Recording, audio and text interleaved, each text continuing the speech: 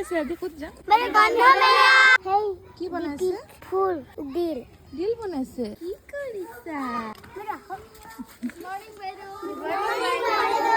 বাহ ইমান ধুনীয়া লাগিছে থেংক ইউ এনেইতো আজিকালি ল'ৰা ছোৱালীবিলাকৰ খোৱা বোৱাবোৰ বেয়া বুলি শুনো দেখিছো কিন্তু আমাৰ বিদ্যালয়ৰ ল'ৰা ছোৱালীখিনিয়ে খুব ধুনীয়াকৈ খায় বিশেষকৈ ক্লাছ 1 আৰু ক শ্ৰেণীকেইটা ইমান ধুনীয়াকৈ খায় চায়ে ভাল লাগে